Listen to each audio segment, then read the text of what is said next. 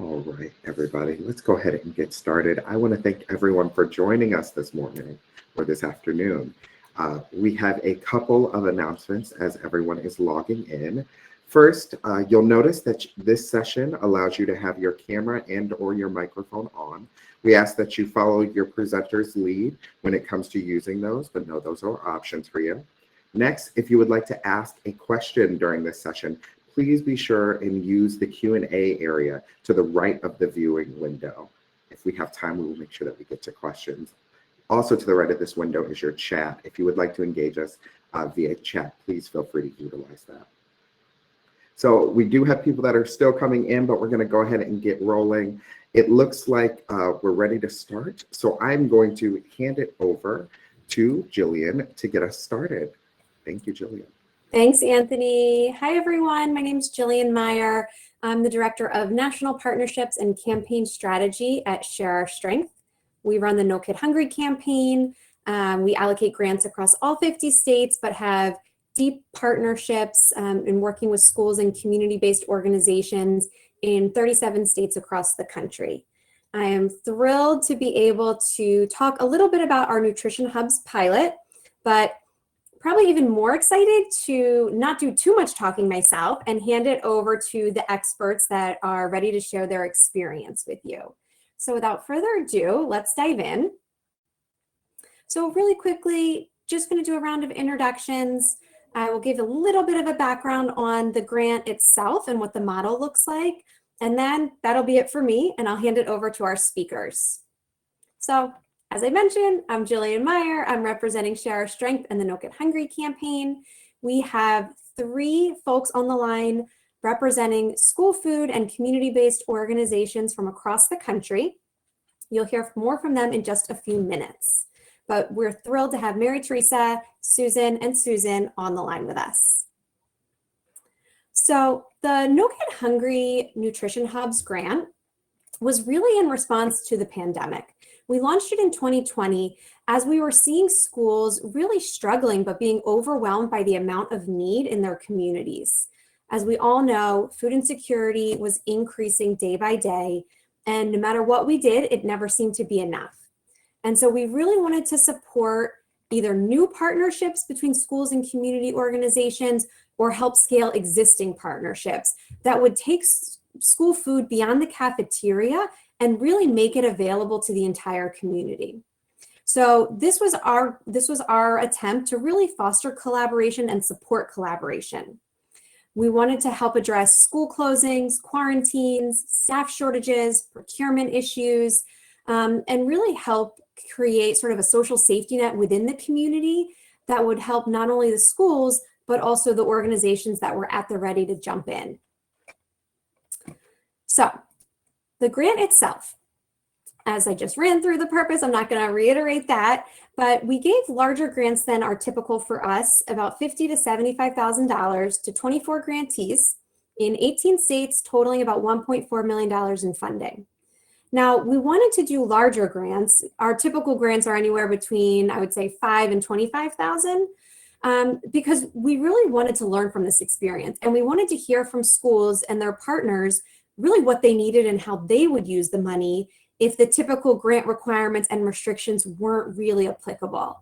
So if folks could decide how they wanted to use their grant funds in any capacity, what would they want to do with it? So we had our North Star, which is taking food beyond the school building and into the community. But aside from that, we were really hands-off on how the money was spent. We really believe strongly in providing technical assistance and peer-to-peer connections. And so that was a fairly large component of this grant. We've been doing quarterly phone calls between the grantees and No Kid Hungry. We've had unlimited access to our national consultants and our Center for Best Practices. And we really tried our best to connect the grantees directly with each other, because who knows better than them what they're experiencing. So this was a 12-month grant cycle. And in total transparency, the grants didn't all get up and running at the same time, which you'll see a little bit more as we get into the data.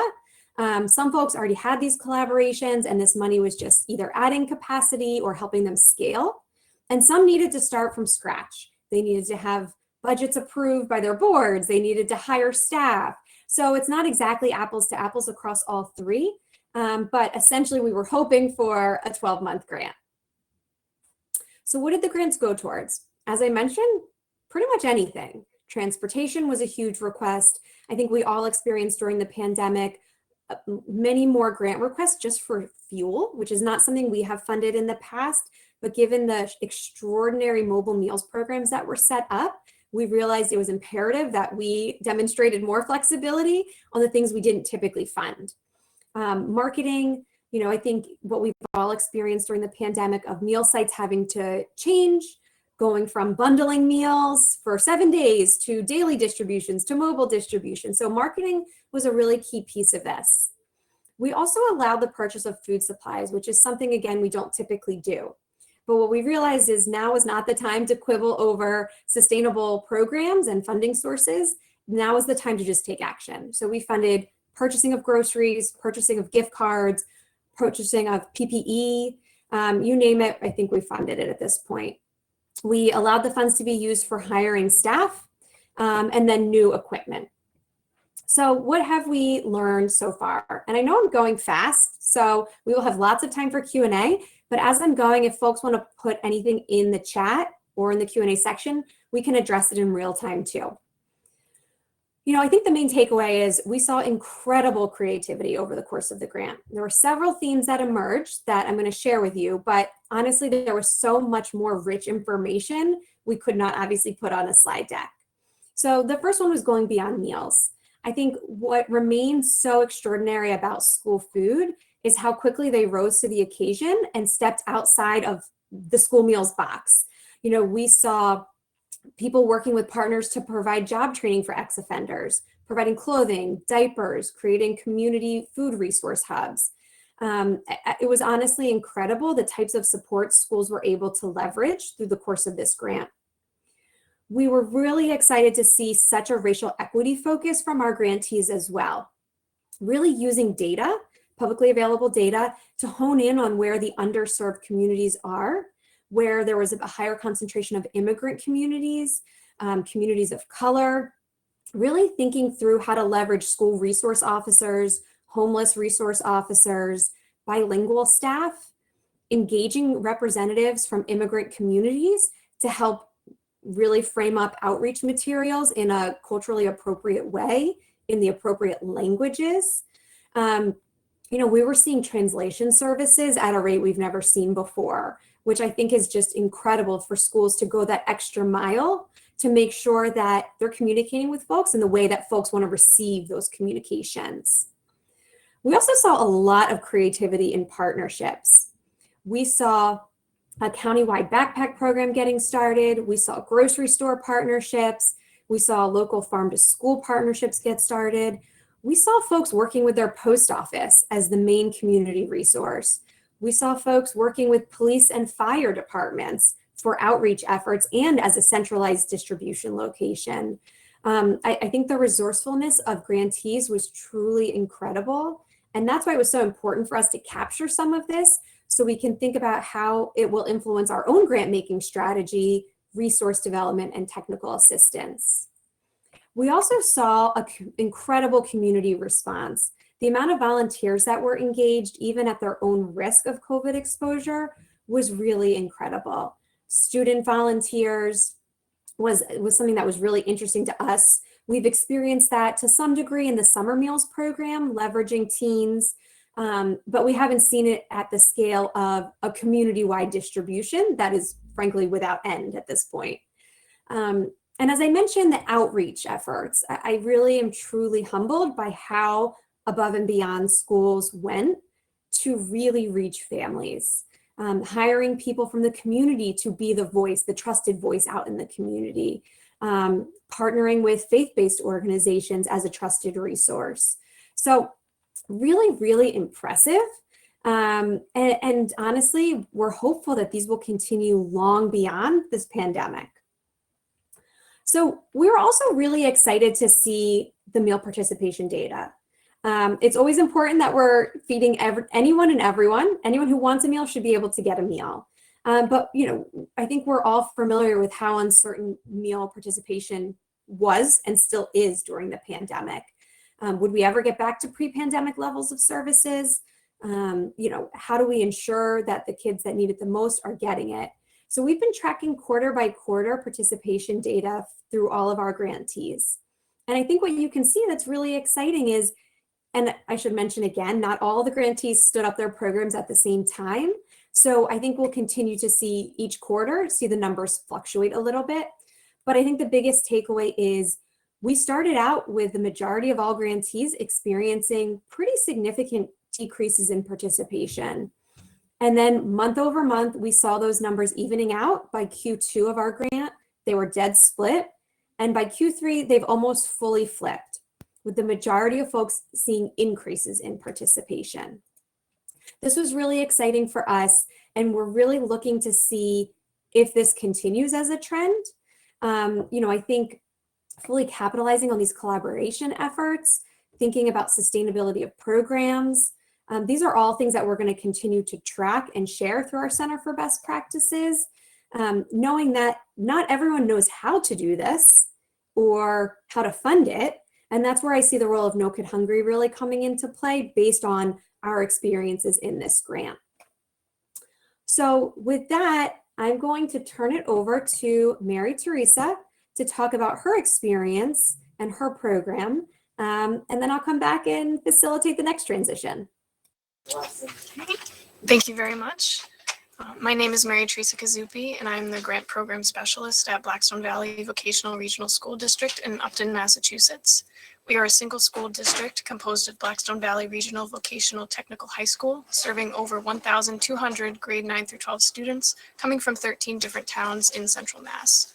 As a vocational school, students and staff were certainly challenged in adapting to remote learning environments brought on by the pandemic, especially when vocational time typically spent on hands-on in-person activities was happening virtually. In addition to educational challenges, we also recognized stresses the pandemic was having on families and the impact this also had on student health and well-being. With the help of our No Kid Hungry grant, we continued dedicating time to ensuring all BVT students had access to healthy meals while in remote and in-person learning. Our goals were to address issues of food access and economic inequalities faced by many of our students in relation to our meal program. As a regional school, distance and transportation were impacting meal program access. Travel time for some students could be an hour round trip, while some students may not have had reliable transportation to get to and from BVT. Additional costs of owning a vehicle and fuel could also be seen as barriers to the program. We were also aware that family schedules, whether it be remote work or taking care of children, may have impacted families and their ability to pick up meals at BVT. We were also experiencing decreased participation in the meal program as our meal counts dropped, even though our meals were being offered for free. We were participating in the National School Lunch Program where both breakfast and lunch meals were being served for free to all students. Free meals may have been creating a stigma, discouraging participation in the programming. As a result, we transitioned our curbside pickup option into full at-home delivery, targeting barriers to our program. In August 2020, we were in a hybrid learning model, serving some in-person meals to a limited number of students in the building and serving curbside pickup meals to remote learners. Curbside meal pickup was offered one day a week, where students would pick up breakfast and lunch meals for the week. Online signups had to be completed weekly by a certain time. Although we had limited in-person meals, as well as the pickup option, we were still serving fewer meals to students than in previous years. By December 2020, we received notice that our No Kid Hungry grant application was approved, where we detailed how we wanted to phase out our pickup program to create a meal delivery service that brought meals directly to students at their homes. It became a larger school effort as we involved members of our school-based health center. Our school-based health center is a partnership we have with a local hospital in our region to provide services to students. The idea was to include this partnership to make students aware of the services available to them in the pandemic, such as medical or mental health care, while also providing easier access to our meal program. We began advertising the meal delivery program to encourage participation and online signups by having announcements over our PA system, a phone call home, as well as a website posting. The idea of having an online signup was to also make our meal program resemble other popular delivery services that students were accustomed to further increase their interest and participation in our program. Having a one-time online sign-up form made enrollment easier as well, eliminating chances of missing sign-up deadlines. After initial online sign-ups, our meal delivery program was up and running after February break. We set up a delivery schedule based on where students lived and whether or not they were in full or remote hybrid learning. Meals were delivered to students from 6 towns on one day and to students from the other 7 towns on the other day. Deliveries were made to students directly at their homes by our food services and school-based health center staff. Overall, meal delivery helped eliminate transportation barriers for students while also ensuring they received free meals regardless of learning environment. Meal delivery ran at full capacity until it was mandated that students in Massachusetts return to full in-person learning on May 27, 2021. A challenge we faced at that time was classroom size and ensuring students could remain socially distant. As a result, our cafeteria space transformed into academic space, meaning meal service needed to change once again. It was decided to rent a large tent, so breakfast and lunch were served grab-and-go style from the tent for the last few weeks of school. For this school year, in-person learning is still mandated, meaning there are no delivery or meal pickup programs at this time. We are back to serving meals in our cafeteria, and meals are still free for all students. Over the past year, our $75,000 No Kid Hungry grant helped our school meal program adapt to transform throughout the pandemic to continue serving meals to students. Funding allowed us to purchase a vehicle for meal delivery, food carriers, rolling carts, paper products, 3-compartment trays, heat sealer machine parts, a tent rental, and finally a double stack oven. Not only did this grant assist with securing items to continue serving meals, but it allowed us to increase access to our meal program, indicated by changes in our meal counts. Before receiving the grant, from December 2020 to February 2021, we were serving 56% fewer breakfast and lunch meals than the year before. With the implementation of the grant and meal delivery program in February 2021, by May, we were serving only 20% fewer meals than in previous years. Our meal counts increased to 31% more than in typical years for June and August. Ultimately, BVT is very grateful to have been chosen as a recipient of this grant funding, as it allowed us to ensure students from our 13 towns continue to have access to our meal program throughout all meal service changes in the pandemic. Thank you for your time, and I look forward to answering any questions later on in this presentation. Thank you so much. And I really appreciate you sharing the meal participation data. I think it really brings home how much work went into this on your end and how it paid off in increased access to food and hopefully reduced food insecurity in your community. Most definitely, yes. All right, next we're going to go to Susan Frantz. Susan, take us away. Hey everyone, I am Susan Frantz. I am with LiveWell Greenville in Greenville County, South Carolina, and as part of my role at LiveWell Greenville, I coordinate the Greenville County Food Security Coalition. And one of our biggest partners and a super important player in our food system is Greenville County Schools. Our school district is unique in that it's very large. Our whole county is all under one district, and we have over 100 schools within our district. And our food and nutrition service does a great job and has really adapted and pivoted during the pandemic to ensure that school meals are accessible to all our students. And where we've partnered as the Food Security Coalition is to ensure that those students who rely so heavily on school meals during the week also have food that they can rely on the weekends through school weekend backpack program.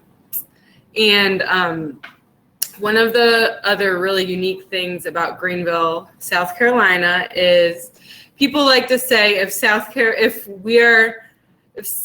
Carolina is in the Bible Belt, Greenville County is the buckle of the belt.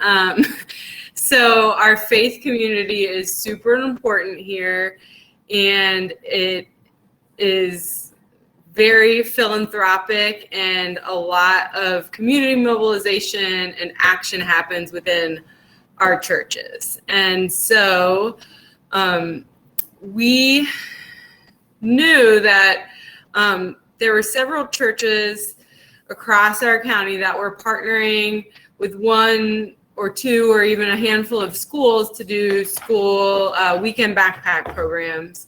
But there was no coordination of the whole school district to ensure that all gaps were filled and the needs were being met. And so that's where the Food Security Coalition came in partnership with Greenville County Schools to kind of act as the hub on the wheel of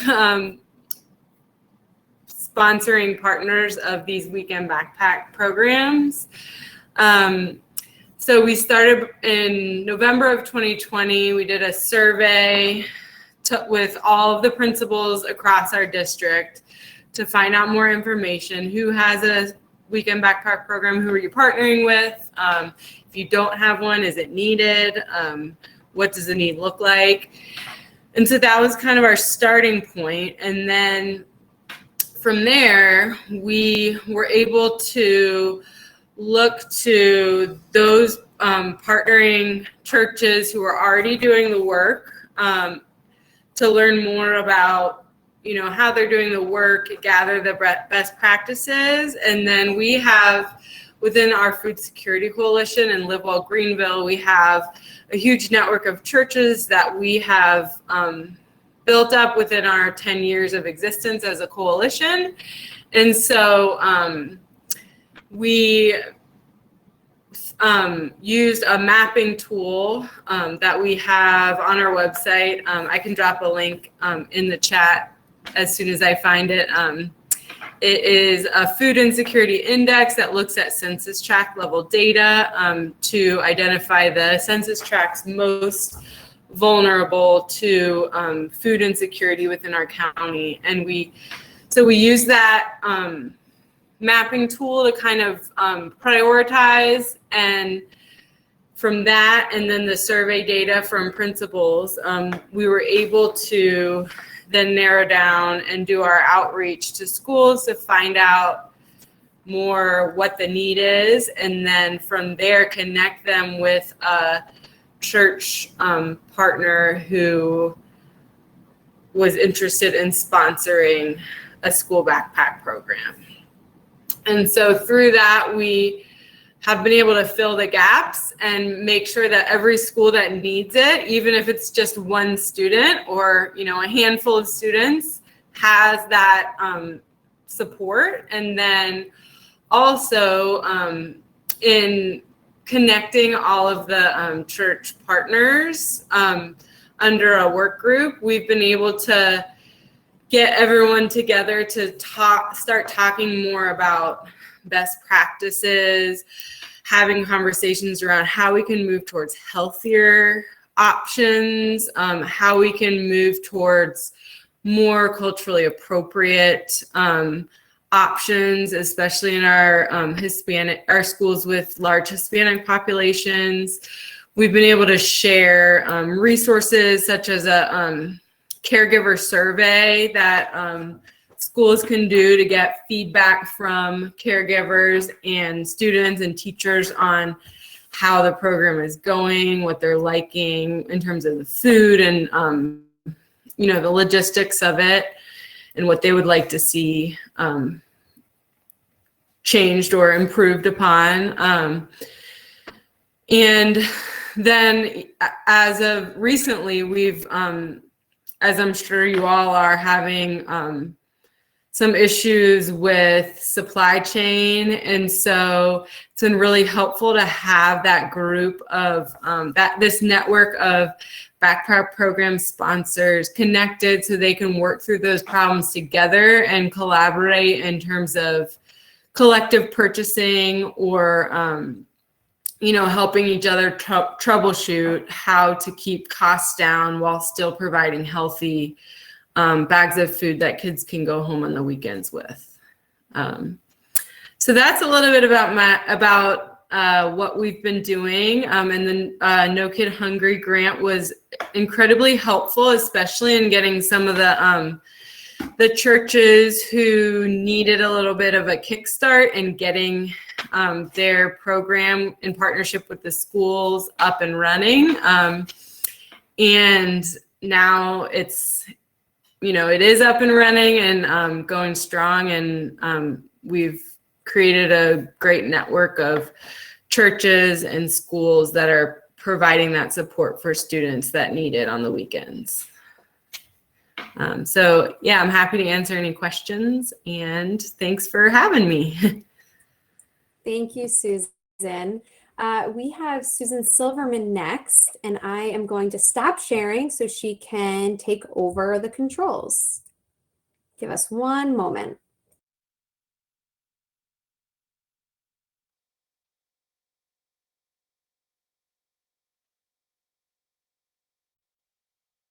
And Susan, you're still on mute. Thank you. Thanks so much, Jillian, and thanks to you all for welcoming us here today, for allowing me to give a little insight into Tucson Unified School District Food Services Department and the program that we have been extremely challenged with since the pandemic. And if you can go to the next slide, Anthony. Thank you.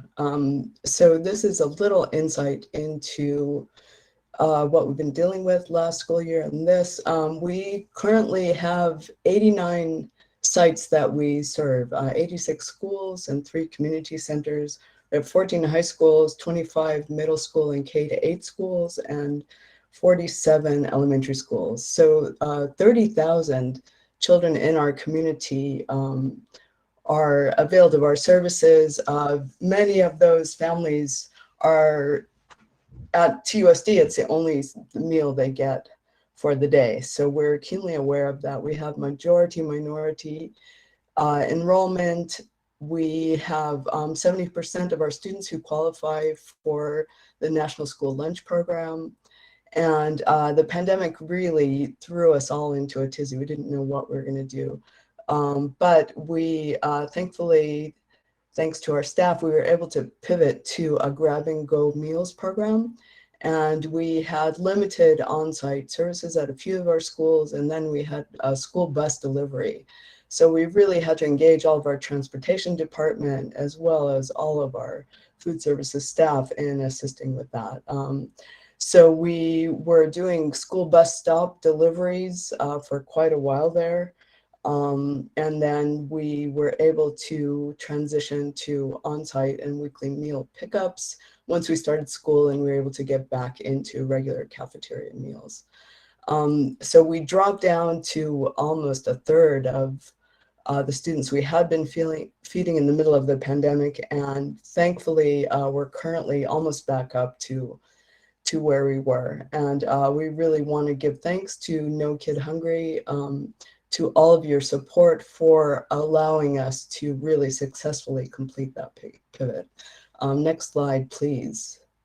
And this is our thank you to all of our school lunch heroes who really were amazing. I mean, all of our families are so thankful, and all of the people who were able to step up.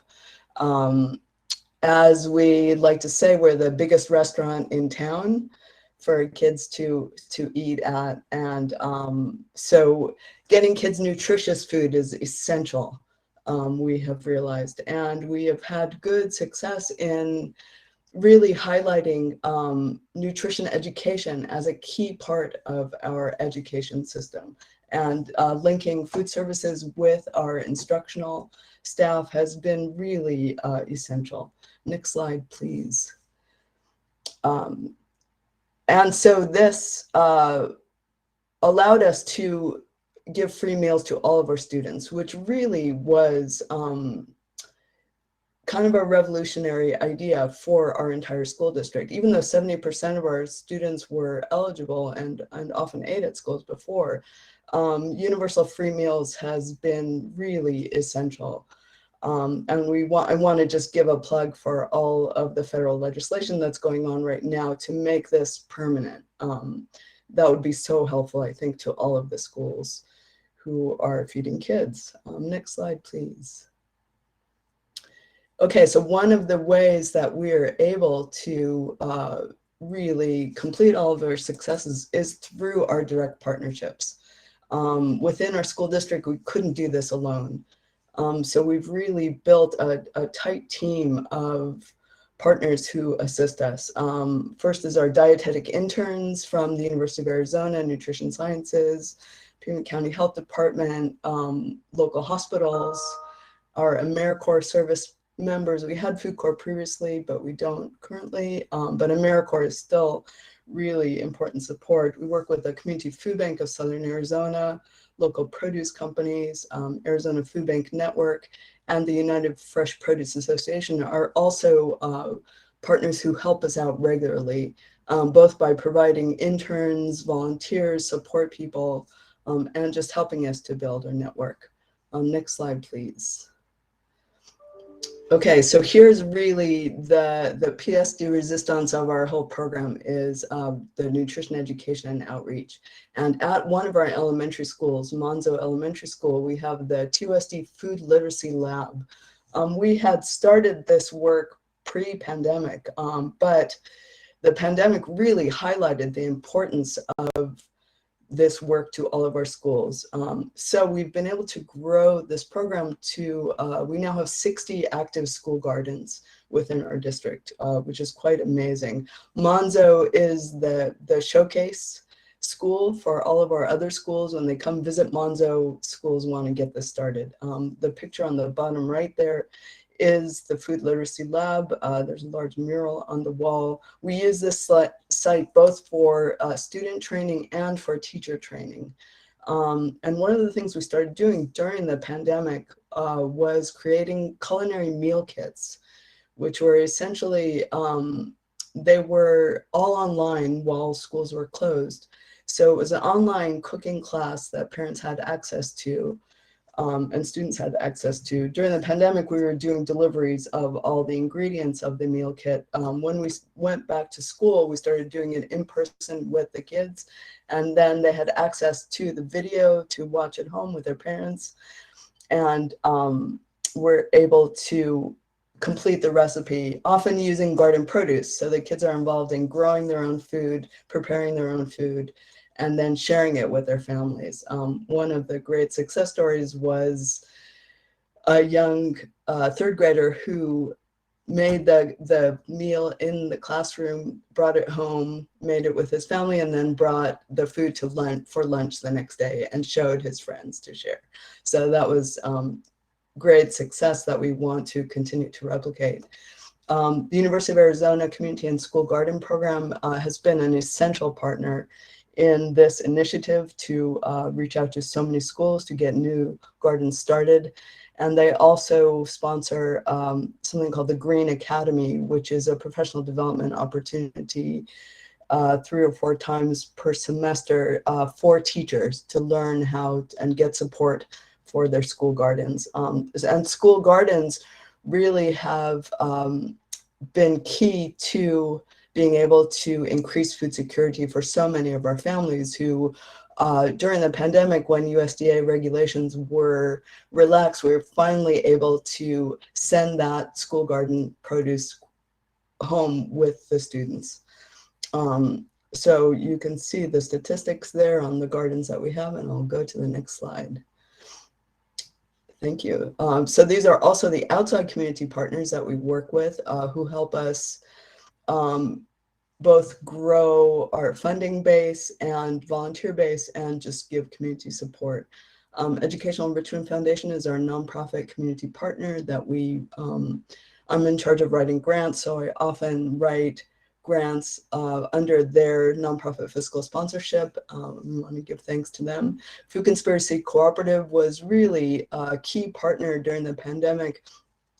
When schools were closed, they had a community garden space that they allowed USD students and University of Arizona students to use where they could go in person. So that was essential. Flowers and Bullets Midtown Farm is a really amazing project that I want to highlight because they've taken a closed TUSD elementary school and turned it into an urban farm project with goats and chickens and a very large garden where they're growing produce for their community. Next slide, please. Okay, and this is just a little highlight of all of the other public and private support networks. This includes No Kid Hungry that we're very thankful for. And USDA Fresh Fruit and Vegetable Program is really responsible for helping us to get fresh produce into our school meals. Something that happened when our meal counts dropped so low was that we were distributing mostly packaged food. So to get fresh produce to our families became a key goal for us and to increase the nutrition. So we just are really thankful for all of our partners. And next slide, please. And thank you for helping us to feed our future. Yeah, so I'm available for any questions. This work has happened over many years. The pandemic just really highlighted the importance of the work. But we're thankful to all of our sponsors and partners. And No Kid Hungry really allowed us to just highlight all of this work. We're very thankful to be here on a national platform and to be able to share this. And I am available for any questions or information that you all may need that wasn't covered here. So thank you so much for your time and for allowing me to share. Thank you, Susan. That was wonderful. Thank you to all three of our panelists. Given that I'm sure you hardly have a second to sit down on a normal day, we're really grateful you were able to carve out a substantial amount of time for this conversation. We have about 7.5 minutes left. I have a few questions for our panelists, and I see we also have one in the chat. So please feel free to type in your questions or chat them privately. If we can't get to them, we're happy to follow up. But I'll start with the first question in the chat, which is, have you all looked at regional distributors and aggregators as a resource for procurement for Block purchasing?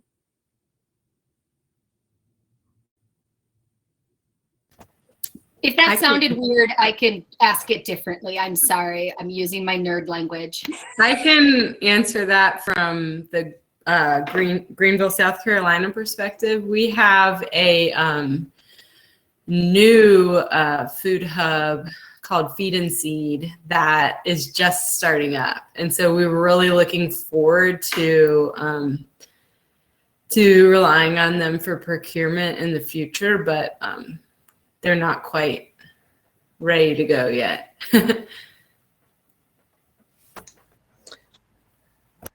I can speak to our situation in Tucson, Arizona. We do not have a food hub here. Our community food bank has been the de facto food hub, but we have been working with our local and regional distributors. One new distributor has popped up that we now have a direct relationship with, and we're working to secure our sources locally as much as we can. Did that answer the question?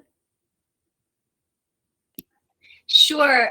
We're just working in the state of Colorado to kind of grab those distributors and aggregators who have lost market, that more niche-y, like high-end market, and get purchasing contracts on the front end, those agricultural purchasing contracts, where the distributors are actually working together to just sell the bumper crops to institutions like schools and hospitals. So offering them another entry wholesale market, and kind of getting out of that traditional purchasing construct. However, is super tricky with the way that most schools and institutions are set up. So just wondering if anyone's getting traction there. That's usually where we get stuck, is that the schools have to drop their traditional contracts because they can't add on. I was wondering if y'all were experiencing that as well.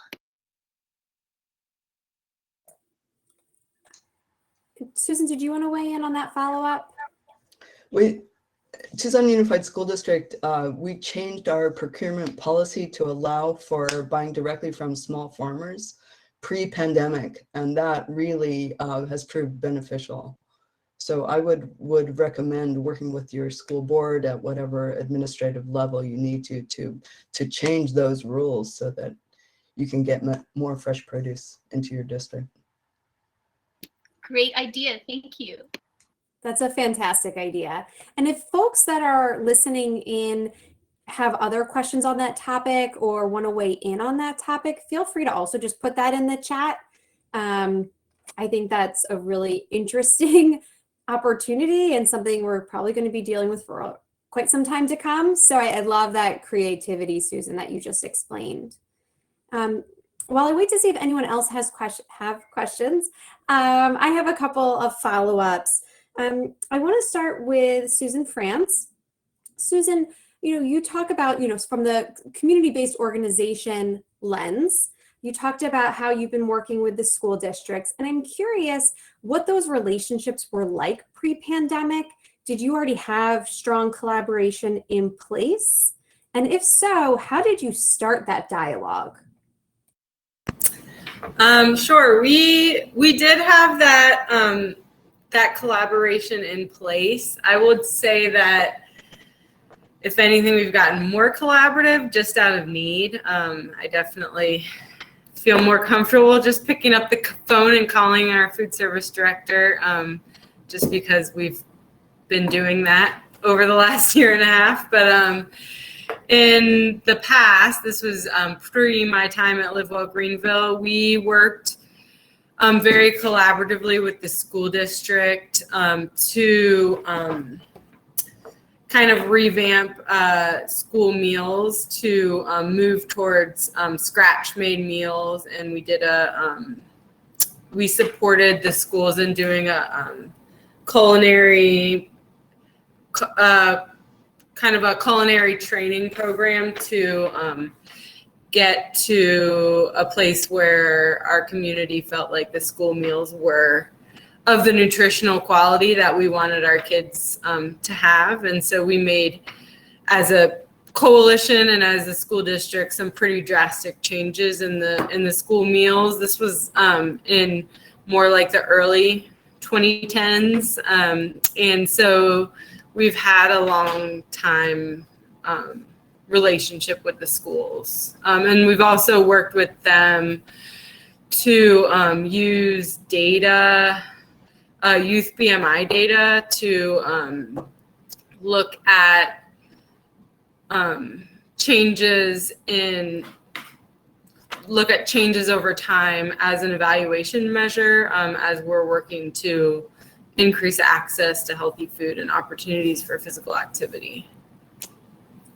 Great, thank you. We're almost out of time. I have one follow-up question for Mary Teresa.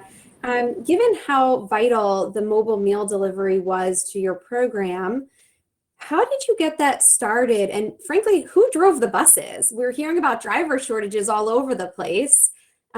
Just curious how you set those routes and how you staffed them. Yeah, so for us, it was kind of a collaboration between our food services staff and the school-based health center that I talked about. And so they were the ones to kind of share the driving per se. So it was only one vehicle. And so that's why we had split up the distribution for 6 towns on one day and then 7 towns on the other day. So basically, it was a matter of looking at who was in full remote learning at that time and partial remote learning to determine the number of meals that students would receive for that week. And we were able to determine that from the online sign up ahead of time.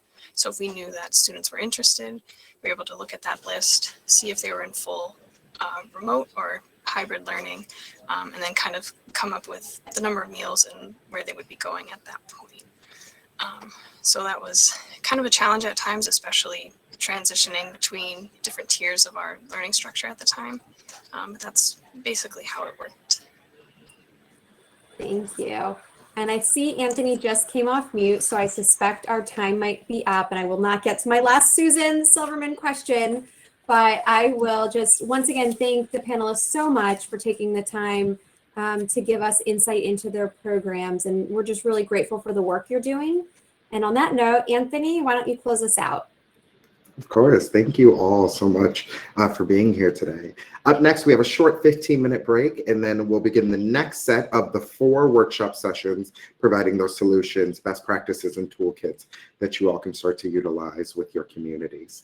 To join one of those 4 sessions, click Workshops in your navigation bar to the left of your screen. Make sure to view all 4 workshops being offered by clicking the arrow to the right, and then click Enter the session. That concludes this workshop. To exit the session, please click the red phone icon at the bottom right of your screen now, and then press the leave. Hope you all have a great rest of your day. See you soon.